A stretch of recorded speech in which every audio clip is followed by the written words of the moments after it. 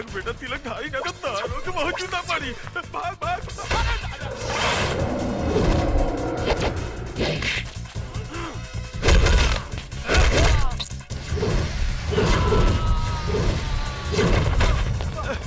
जल्दी भागा बेटा दादा आ दादा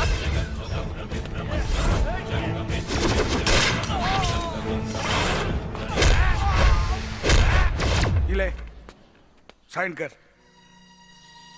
हम मर जाए लेकिन तोहार मकसद कब पूरा ना होके दे। अरे बोली ना साइन कर। ना तो का करबे?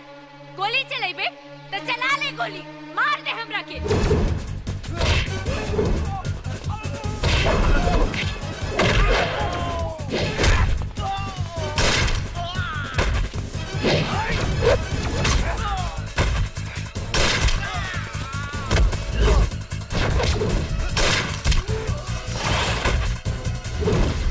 अरे हमरा के तो पहले से पता रहे कि तो हमरा पीठ के पीछे का गुल खिलावत रहला, लेकिन हम कैलाश की मासूमियत देख के अपन मुंह बंद रख ली। लेकिन हमरा का पता रहे कि तू इतना हैवान बड़ा, तू हैवान बड़ा, हैवान। देख चुपचाप साइन कर दे।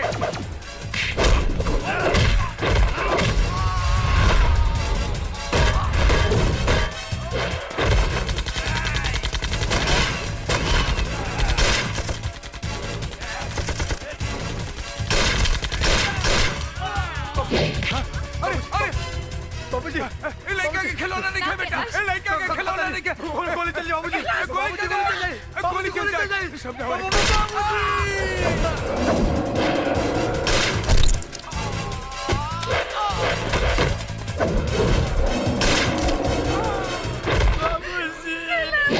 बाबूजी एक कैलाश अरे इन सब हम कितना खातिर करे तनी रे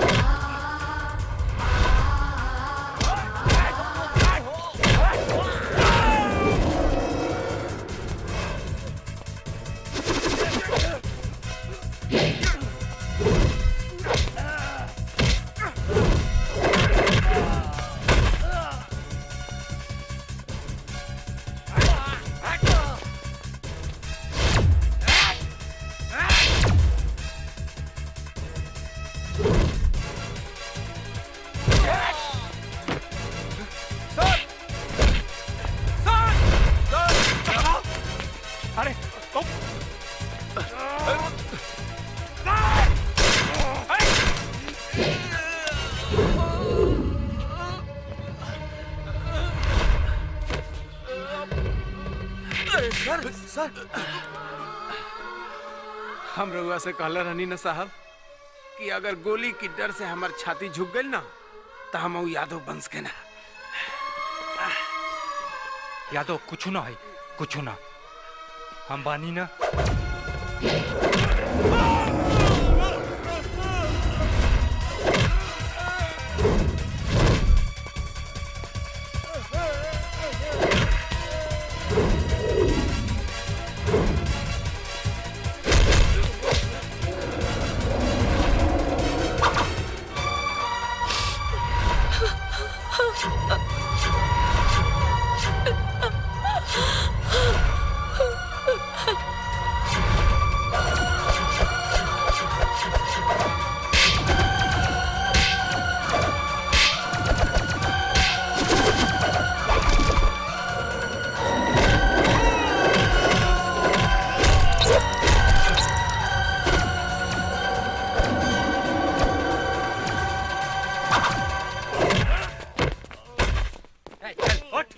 सिपाही, यस सर। ले जा, चल, चले, चल चल ले जा। वेल डन इंस्पेक्टर अर्जुन, वेल डन। तुमने जिस बहादुरी से इस काम को अंजाम दिया है, मैं बहुत खुश हूँ। मैं मिनिस्ट्री में सिफारिश करूंगा तुम्हारे प्रमोशन के लिए। वेल डन यादव, वेल डन। नहीं सर, नहीं नहीं नहीं, असली बहादुरी तो रुद्रा ने की है। ये इनाम का हकदार सिर्फ रुद्रा को मिलना चाहिए। ठीक है, ठीक है।